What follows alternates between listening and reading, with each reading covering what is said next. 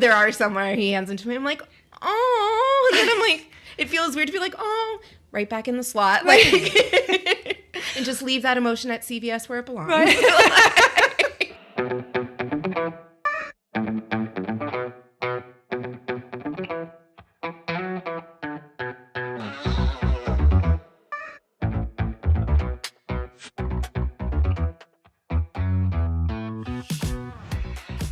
Hello, hello, hello, and welcome to Well Shit. It really is that simple. I'm Claire. And I'm Serena. On this podcast, we help you to understand about your 12 universal needs, why they are currently not being well met, How to meet them in ways that work for you, and how to consistently do so in quick, easy, and simple ways that fit seamlessly into your life. We'll also help you to understand how doing so will have a positive ripple effect in literally every area of your life. If you like what you hear, please support us on Patreon. And enjoy the show. Hello, hello, hello. Hey, everyone. So, how are you doing today? I'm doing pretty good. It's a giggly morning here in Key West, that's for sure. It is a giggly morning in Key West. We just had some really interesting double entendres just before we started recording. So we've got the giggles to begin with. I mean, and it's Valentine's Day. I mean, Well, it's not really. it's not really because we recorded it before. But As far as you're concerned, it's Valentine's Day. Or maybe it's not because you may not be listening on Valentine's Day, but we're releasing this on Valentine's Day. So, how do you feel about the whole Valentine's Day thing? Valentine's Day has never really been my thing. Like, luckily for me and my husband, we're in the same space. Our favorite activity for Valentine's Day, we go to the store and we pick out cards for each other and we exchange them in the store and then we put them back. And it's actually kind of become a tradition. We did it already this year. Like, that's super cute. I really like that as an idea. We do it for birthdays and everything. Anytime there's a holiday, like if we're in a store around his birthday, I'm like, here's your birthday card. And then he reads it and he puts it back in. We'll do like a serious one and a sweet one. So I love that idea. That's such a cute little tradition. I may have to adopt that. The problem is if it's a nice card, I'm going to want to keep it. That's the issue I'm going to have. There are some where he hands them to me. I'm like, oh. And then I'm like, it feels weird to be like, oh, right back in the slot. Like, and just leave that emotion at CVS where it belongs. Right. Oh my goodness! It's funny because I'm kind of the opposite. I'm someone who any excuse to celebrate. I'm very big on the fact that Valentine's Day shouldn't be the only day that people say, oh, it's Valentine's Day. That's the one time a year that we express this sentiment or that I make the effort or what have you. Definitely not feeling that. But I'm any excuse to kind of, and I think also the whole life's too short thing and. For me, it's any excuse to tell someone that I love them or to let them know that I'm thinking about them or these are the words I want to share. So I'm big on cards for Valentine's Day, Christmas, birthdays, all that sort of stuff. But I kind of like your little idea. I might have to try that. Well, you do cards really well. I have a thing. Also, I am a recovering border hoarder where I get very emotionally attached to things in the past. And actually, the program really helped me to realize that a lot of those attachments that were meeting my needs really weren't. And I'm sure we will get into that at a later date too.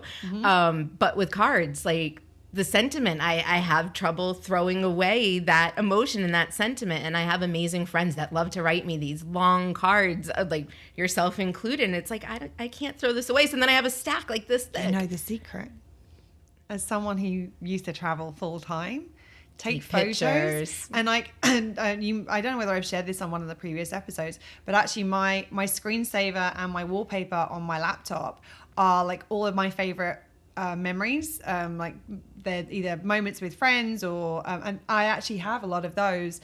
So they come up as I regularly. I'm like, oh, I remember that when so and so sent me that. So there you go. There's your answer. Yeah, and it actually works out better because I cleaned out a house, my childhood home, and I found boxes of cards from my grandparents and my mom. I'm like, I forgot I had these. So for 15 years, I held on to those. Knew I had a stack of cards. Did I ever look at them? No. And then I was reading through them all at a feverish pace. So this keeps me in line, but it's weird. I never actually thought of it as a tradition, but we literally do it every year. So I love that. I might have to try that. So today, being that it is Valentine's Day, and so we're talking about relationships, not just intimate, we'll get to that in a minute, is that we're talking about how screw-ups can make our relationships closer. Because so often I think people are afraid of screwing up because they're afraid it's going to move them apart. But in actual fact, we don't realize there's such a great opportunity to bring things closer together. And our relationships this applies to all of our relationships. It's intimate relationships, it's family relationships, it's friends, children, work. Like, screw ups can bring us closer in all of our relationships. Absolutely. And as I said before, like, most people are afraid of screwing up with somebody because our closest relationships are often meeting a lot of our needs, even if we don't know about it, even if we're not aware of that fact. And so what that means is that we subconsciously know this. And it's when I say we subconsciously know this, we know that when we spend time around people that we are close with, we feel good. And we know when we don't spend time around them for a long period of time, or there's an issue in that relationship, we don't feel good. And so what ends up happening is that we have this kind of subconscious fear that if we screw up, that person won't like us anymore, they won't love us anymore, they won't spend as much time with us anymore. And inadvertently, that will end up compromising our needs, because if this person's presence in our life or the things they do meet our needs, even without us realizing that's what's going on, we'll be afraid of losing that. And because we aren't taught how to deal with these situations. We're not taught what to do if we screw up, and how to deal with that in a way that actually brings us closer together. Now, the thing about it is, when we screw up, what a screw up basically means is that we are compromising or negatively impacting somebody else's needs. So we need to know how to deal with that, to deal with it in order to address this fact. We need to know how to deal with what happens when we've impacted somebody else's needs, and how do we deal with that so that it brings us closer together rather than moving us apart. Screwing up actually provides us with an opportunity. How we deal with a screw up can bring our relationships closer together. They can build more trust, and they can build more connection. Mm-hmm. We are human. Oh, really? We are. Says who? Says me. Oh, well, you have a good point. Because I said so. But we are. Claire's human, I'm human, you're human, and we are going to screw up at some point. I'm going to repeat that again. We are human. We're going to screw up at some point. Yeah, it's not if, it's when. When, yes. And it's okay. Because if we know how to deal with it, it can actually benefit our relationships rather than costing them. Mm-hmm. Over the next few episodes, our apology series is where we'll tell you exactly how to do this, because an apology, as you will learn, is not a simple one and done thing, and it is not the words, I'm sorry. Really? Again, you heard it from my mouth. It's true. It's true. She has a good point. I do. Mm-hmm. If we're willing to screw up because we know how to deal with what's going to happen if we do screw up, we're likely to try things that will bring us closer. Mm-hmm. We're going to be more vulnerable. We're going to be more honest. And honesty isn't a simple thing. There's actually 3 levels of honesty. And I'm going to throw it over to Claire to explain. Yeah, absolutely. So there are 3 types of honesty. So the first is being honest. And what that means is that if somebody asks you a direct question, that you answer that, you respond to that question truthfully. So that's what honesty means. It's like, if you ask me a question, I'm going to give you an honest and truthful answer to that. The second level of honesty is being open. So not just when somebody asks you a direct question, when you're having a conversation about a topic and you're discussing something, that if there is something kind of adjacent to that, or something that's part of the same kind of conversation, that you would be open about that you don't have to you don't wait to be asked a direct question about it. You're going to be open about the things that kind of are around the subject matter that you're already discussing. And then the third level of honesty is being forthcoming. So what this means is, even if the topic doesn't come up, even if a topic even remotely close to it hasn't come up, you're going to raise the topic. You're going to be forthcoming about the things that that you're thinking or that you're feeling, that you're going to be truthful with somebody else, not initiated or prompted by something they're doing, but that's coming from you. You're the one who's choosing to do it. You're also going to be more authentic. You're going to be the full and real you. You're not going to be thinking, oh, if I bring this up, it's going to cost my needs, or they're going to be mad. And you're going to try different ways of doing things. You're going to be able to try different ways of doing things. If you keep doing the same thing, you're going to keep getting the same results. And if that's not working, kind of got to try something different. Could work. Like it's that thing, isn't it? It's like so often we do the same thing over and over again and expect different results. Whereas this is when we're in that situation, we want to be aware that if we know that if we screw up, that we've got a way of dealing with it, we're going to be willing to try different things and going, hey, does this work? Does this work? Does this work? Because if it does impact somebody else's needs, we know how to deal with that fact. Yeah, we often try not to try different things in that fear because it's like, oh, if we try this and it doesn't work, oh, then it didn't work. Okay, Really? then you know it didn't work and you move on to the next thing. But it could be the thing that changes the relationship. Absolutely, absolutely. And there have been so many situations that that we've had both in our own relationship and also in relationships with other people where we've had those moments. And those moments aren't necessarily easy, they're not necessarily fun, they're not necessarily comfortable, but if you know how to navigate them because you know how to meet your needs, you're aware of the needs that are being impacted in the other person. My furry roommates are having a bit of a moment over on the carpet right now. I'm not really sure what's going on, but they're having fun. They're meeting their needs. That's what it's all about. Looks like there may be some catnip involved. I promise there isn't. I haven't given them any. So there's lots of these different situations where we've been in that situation and our awareness of our own needs and the other person's needs and how to navigate these conversations because we understand what an apology really is, as Serena said, that's coming up, has completely transformed the relationship and taken it to another level. So there was an example from our relationship actually. And the reason this always sits with me so strongly is because this was probably the first moment that I called Serena out, or called her in, I suppose, more than called her out. It was a moment where something happened and I was like, you know what, that's not okay with me, and I need to let her know that it's not okay with me. And it was a real fork in the road for our relationship. By doing that and us figuring out how to deal with it, it moved us closer together. If I hadn't done it, if I hadn't been honest with her and told her what was going on and trusted that we were able to work it through together, we wouldn't have been as close because I would have felt like I wasn't able to share something with her. So basically what happened was it was while I was here in Key West and we've been texting back and forth during the morning, and the plan had been that Serena was going to come over to my place for lunch. And we were going to hang out and do a couple of things.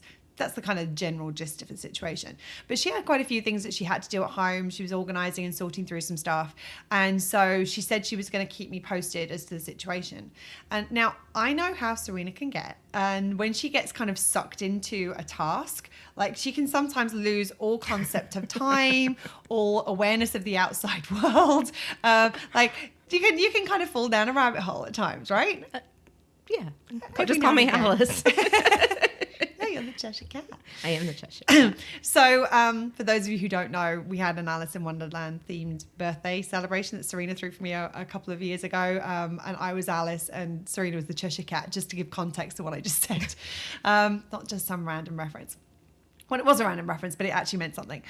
So anyway, so I was aware that a couple of hours had passed and I hadn't heard anything, and I was like, oh, I wonder what's going on. So eventually I sent, and then another hour passed. I'm like, I still haven't heard anything. So I'm like, I'm going to send her a text message and say, hey, just checking in. How is everything going? What's happening? And this is probably about 3 hours later. So we're well into lunchtime now, but I'm thinking she's busy doing stuff. I'm just going to keep myself ticking over until she can come over. And she sends me back a text message telling me that she's at lunch with another friend of ours. And I was like, oh, wait, hold on a minute. Did I miss something? And it wasn't, if the plans had changed, it wouldn't have been an issue. She'd been like, oh my goodness, someone's called and I need to go and hang out with them because they've got something going on right now. Would you mind if we do it later or something? Like if it had been communicated, it wouldn't have been any issue changing the plans. But it was the fact that I hadn't known. And so I drove to, and I was like, I'm like, just so you know, this, and I actually think I did it by text because we weren't able to talk at that point in time. I was like, hey, not my advice, by the way. I wouldn't normally deal with something like this over text. I would normally suggest a face-to-face conversation so that things aren't open to interpretation. But I was like, hey, like, this doesn't feel great. Like, I thought we'd made an agreement to hang out and had lunch, and then the next day I know you're having lunch with somebody else. Like, no problem if the plans change, but I just would have appreciated you letting me know so I could have figured out my plans. And I remember I got back at some version of like, I'm so sorry. So I went to pick, she's like, come by and pick me up. I'll be done in like half an hour or something. So I went by and picked her up. And I remember you got in the car and your first words were to me like, I am such an asshole. That sounds about right. And I was like, I mean, actually, no, that's not true because it wasn't with the accent. You're going to have to do it. I'm such an asshole. And that was what I got. I'm sorry. I'm such an asshole. And I was like, no, that's not how I would have phrased it, but I just needed you to know it wasn't okay with me. And we talked it out, and it was in that moment, I'm like, oh, this is somebody who I can say this isn't okay with, and we'll find a way of doing it. And while it wasn't a textbook apology based on how we would have, we would discuss things going forward in like the upcoming episodes, what it did was it acknowledged what was going on for me, and the attempt was made to address what was happening and to make amends and what have you. We'll go through what an actual apology looks like, as we said in an upcoming episode. But it was really that moment where I was like, oh, okay, this is great. So no longer do I need to, the relationship isn't so fragile that I have to be afraid of not being honest, and I can actually be truthful about what's going on for me. And here's somebody who cares enough to want to find a way of doing it that works for both of us. And if and we'll figure it out together. And that was the thing for me. It was that first moment of like, okay, this is going to be one of those kind of friendships, and this therefore is going to be a close friendship. Yeah, it was such a cool moment. It taught me also how to like realistic expectations. Mm-hmm. Like Claire had an expectation, and she was okay if things had to change. Mm-hmm. But I needed to set the realistic expectation. She thought we were going to have lunch. There I was eating lunch. Like, and going forward now, it's like, let me just shoot a text. I mean, right. I have been habitually late the last couple of months. A little bit. I mean, is it? I mean, now it's kind of the constant, but it's technically late if it's expected. Right? When I show up 10 minutes late, oh, you're kind of early. Yeah, no. Yeah. But I digress. But just sending a text, even this morning, I was like, hey, a coffee would really do me good. I'm here to be here on time, like legitimately on time. Right. And this would serve me really well. Is this okay? Sure. Now I know that you're not walking in the door right now. I'll do something else in the time frame, and then when you come here, we're ready to go. Absolutely. Another situation that really was poignant in our relationship is one that we referenced in episode 11, when it meets your needs to be a hot mess. And that was the first, I'd say, real kind of like emotionally drawn incident that was another fork in the road for us and a changing point. And that was on Claire's celebrating being alive day, where the night we'd been going for a while, and it was towards the end of the night in or the beginning of the next day. Yeah, in the time frame. So we had been out for a while, and I just was unaware of what I was doing in a situation that upset Claire. And we had the tears on the sidewalk moment where we just sat down, and Claire told me how she felt. And I think again, my words were like, I'm such a fucking asshole. Like, probably something to that effect. Yeah, I mean, something around there. And it wasn't just so you know, those words aren't part of a legitimate apology. That's not part of the apology process that we teach. And we don't necessarily suggest that either. That's just my go-to of I'm an asshole is the I'm sorry, but it doesn't end there. And that's the thing. It doesn't end with I'm sorry. It doesn't end with I'm such an asshole. But that moment where Claire was able to say, hey, this really hurt me. Like, this is really affecting me. And she was crying. And then I started crying, because that's not what I wanted to do. I didn't want to be in that situation hurting my friend, especially on the day that we're supposed to be celebrating her life. I mean, that wasn't at all in alignment. So her telling me was like, okay, no, we can work through this. And we worked through it in that moment. And the rest of the next like 15 hours that we were still awake was spectacular. Like that could have ended the night. that could have ended our friendship essentially. And because she was able to call me into that situation right then and there, we were able to clear it and we were able to move on. Right. And the other thing is that the other option in that scenario was that if I hadn't said it, if I hadn't spoken it, it might not have ended the night. It wouldn't have made the night better. It would have sat with me though, and it would have affected my experience of the rest of the day. And it would have therefore have affected Serena's experience of the rest of the day. And she might have been like, oh, because it was late at this point. I mean, I think it was about 4:30, wasn't it? AM, something like that. We were walking away from one place to the other. So yeah. And so it might have even been later than that. It was like 5. Yeah. I don't even know. It was a long day that day. But it could have, I mean, Serena could have like justified it to herself of like, oh, maybe she's tired, or like maybe that's the reason that her energy's changed and she's not as engaged and she doesn't seem to be enjoying things as much. It would have been very easy to have rationalized that away, and it to have not ended the night, not made it better, but just put this dampener on the rest of the time that we spent together.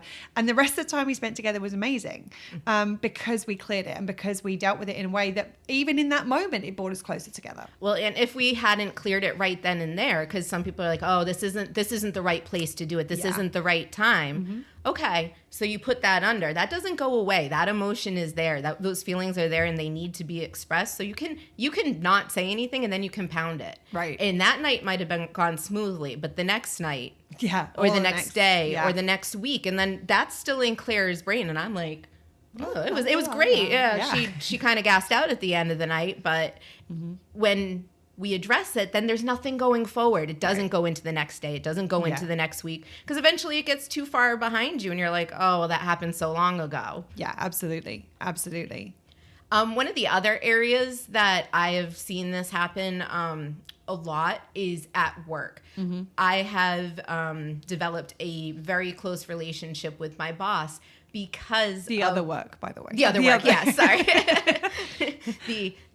the other life.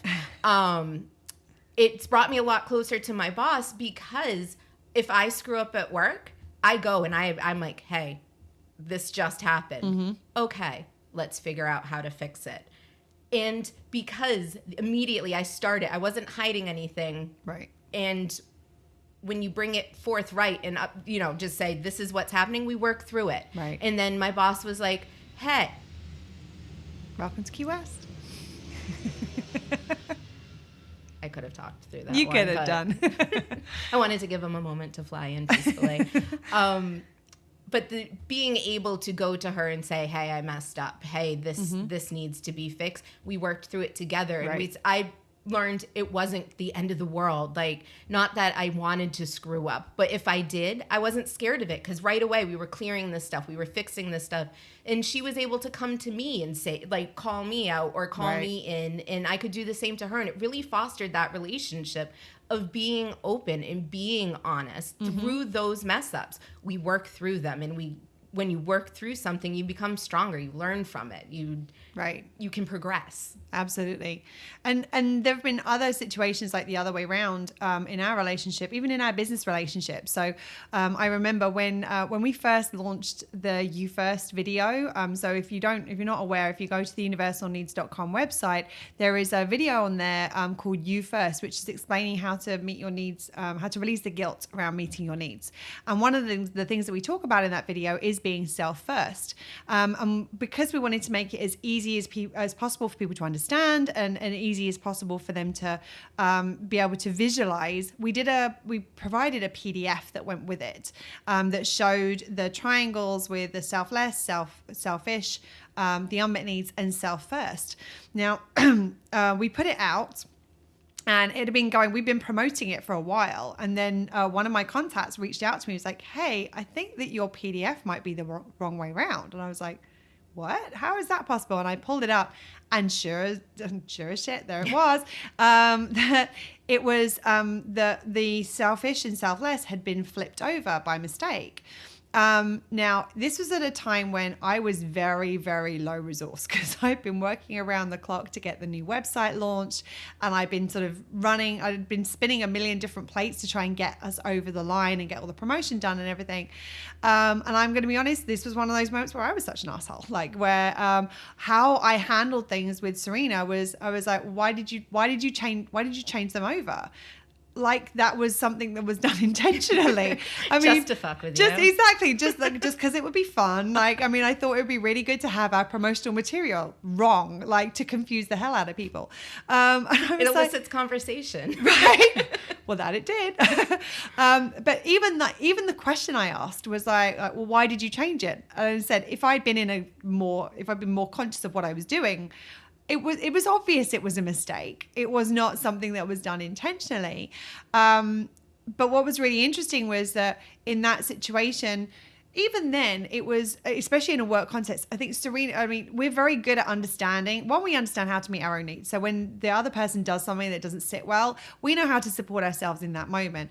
Also, Serena knew what was going on for me. She knew how hard I'd been working and how I was like, are you kidding? This thing that I didn't do is now not right.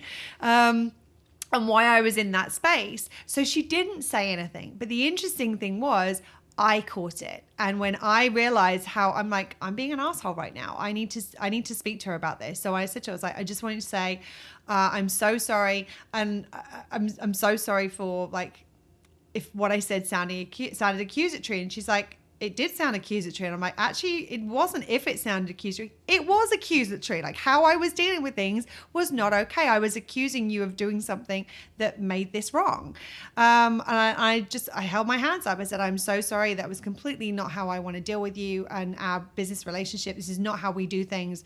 I'm really sorry. And I then made the effort to rebuild the relationship.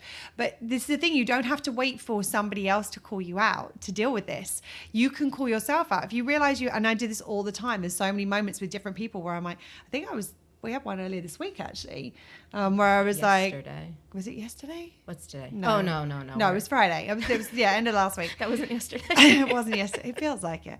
Where I had a moment where I was like, hey, I know, like I've been low resourced and I've, with all the things I've had going on, that doesn't make it okay. It's not an excuse. It doesn't justify anything I've done. I realize I've been doing this and that's not how I want to be with you. This is not how I want to do things. I'm sorry. And I'm going to make the effort to ensure that doesn't happen again in the future.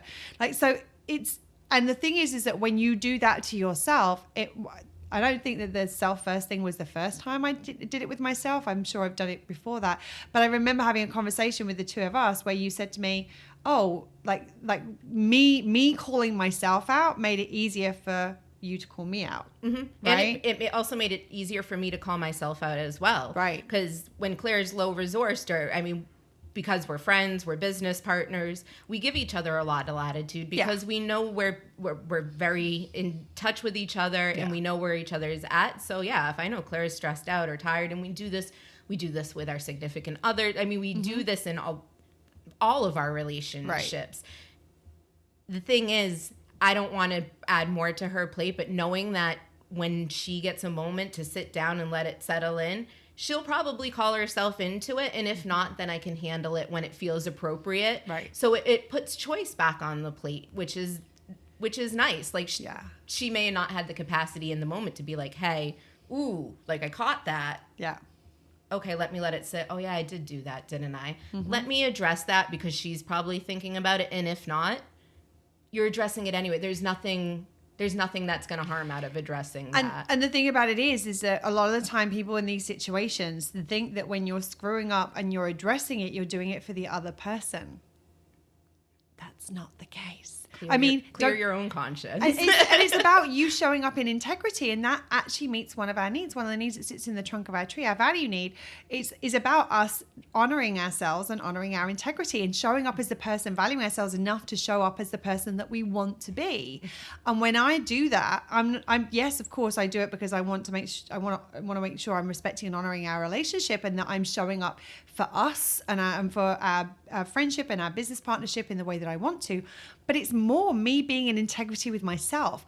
I'm showing up as the person I want to be. And if Serena didn't need me to do that, I would still do it, because it's and I think we're actually at that point where we probably you wouldn't need me to do it, and I wouldn't need you to do it, because we've created such a level of trust and bond and connection because of what we've gone through together. But irrespective of whether she needs me to do it, I want to do it for me. It's important to do it for me as much as it is for her.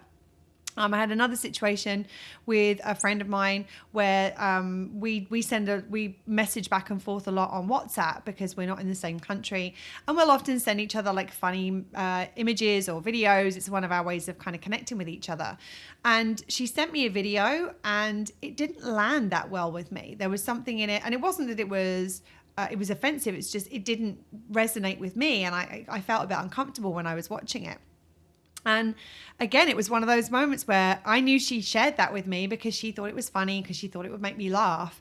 And to say to her, well, that thing that you sent because you wanted to make me laugh or make me smile actually made me feel uncomfortable. That was kind of uncomfortable to say. And so I trusted the relationship because of what we built together. And I shared with her, and I said, excuse me, that video that you sent didn't really land with me. I think it was because of this, and this reason. And immediately she came back to me and she said, thank you so much for telling me. I really appreciate like knowing this so that I can do better in the future. I understand. And she was like, I feel really like I'm really frustrated with myself because I feel like I should have kind of known that already, that I should have caught it. And I was like, no, we're learning about each other as we go.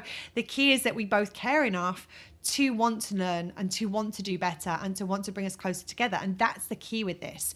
It's not about, it's not like what you should be doing in relationship. This happens when you care enough about the relationship and about the other person to want to find out how to do it in a way that works for both. And you find people with whom it's possible to do that, because not everybody has the capacity, not everybody has the ability to do that, even if you want to. Sometimes people can't hear what you're saying, and they hear something as a criticism, or they hear it as that you're compromising their needs. Not everybody can do that. And that's the reason that meeting needs is so important to this, is that if you know how to meet your own needs, if Serena says something to me and I'm like, oh, that's uncomfortable because that's not how I want to be and it's not how I want to be with her, I know how to support myself and meet my own needs, so I don't react from that place. Instead, I can respond and go, actually, I can pause and be like, okay, this need isn't okay. I can do this to meet this need. I can do this to meet this need. I can do this to meet this need. Actually, she's got a point. And or even if I don't see it, that's what she's seeing, and therefore I want to do our friendship in a way that works for us both. Let's have a conversation and figure out a way of doing this that works for you and me. And that's the thing, is that when you know how to meet your own needs, it makes doing this so much easier. Yeah, and through meeting that need, it also makes, when you can meet the need before you approach it, it takes a little bit of the charge out of the situation. So you're like, no, I'm okay. All right, now let me just process the emotion of this. Mm-hmm. If you're going into it having that need still unmet, that's what you're seeing. That's what you're speaking, is that need. So you meet it, and then it's like... And that's what you're reacting from. Yes. Like, you're reacting from your unmet need rather than from a place of, okay. Rather than responding from... having your needs being taken care of. It's kind of ironic, as we film this episode, we always try to give some real life examples from our life. Mm-hmm. And we found that we're so good at doing this with each other through she's my key best, she's my business partner. This comes up a lot where there are just little things, everyday things, like the little slips that it's like, okay.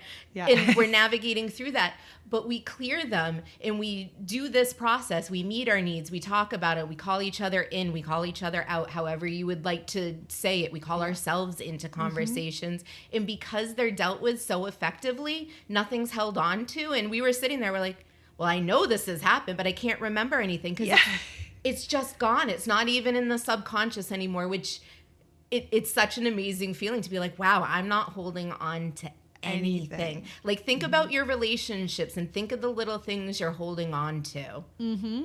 And that's the thing, is like that's the thing, is that when you clear this and you really clear it, like where my needs are met and Serena's needs are met, and we've said everything that needs to be said, everything that needs to be processed has been processed, and the situation has been resolved in a way that we're both happy and confident that things are going to be good going forward, you can fully release it. Mm-hmm. And it's like, oh, well, Bye. bye. That's cool. But when you're then trying to record a podcast episode to share the experiences of how screw-ups can make you close together, it makes it a little tough to remember them. It was literally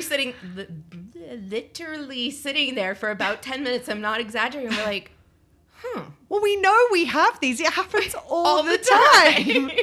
And like, how is it possible that we can't remember them? And that was when we realized it's because we're so effective at clearing these things that they just don't hang around. And actually, it was kind of cool that there was one that happened this week that I'm like, oh, that just happened a couple of days ago. So it's fresh. I can remember that it happened. We're not carrying anything about it, but it's still present. It just goes to show how effective this work is. And it goes to show, yes, we got this. And how nourishing and supportive it can be for the relationships. And the reason that we have the relationship we do, the reason we're as close as we are, is because of this. And personally, I couldn't be more grateful for it. Agreed. Meet your needs, people. Absolutely. Helps with everything. Just saying. So, anything else you want to share? No. Yes, but no. This is the rabbit hole segment for me. She'll always ask, is there anything else? And very rarely will you get that. Actually. Well, I mean, I could, but are you sure you want me to? Because we're going to be going for another 25 minutes at this rate. That's another podcast episode. We'll do that another time. And that's the thing, is that we've got stuff coming up. The next 3 episodes, we're going to be doing an apology mini-series where each of the next episodes are going to be different, looking at different aspects of an apology and the things that people find most challenging and struggle with most around with apologies. So remember to come back next week because we will be getting into that. And there's some really, I'm sorry, I just punched something on the chair by mistake. As you do. It's me and my gesticulation. I have the inability to speak without moving my hands, it seems. And the thing that I like about the episodes that we have coming up is that one of the things that I find frequently is that I want to be able to say to somebody, like if they want to know how to make an apology, it's like, oh, just go look at this. It'll tell you how to do it. And we're like, okay, let's record the podcast episode whereby if you're struggling to know how to make an apology, they can just go and listen to we'll go through all the steps. We're going to do that. I don't think it's in the next episode. I think it's the next but one.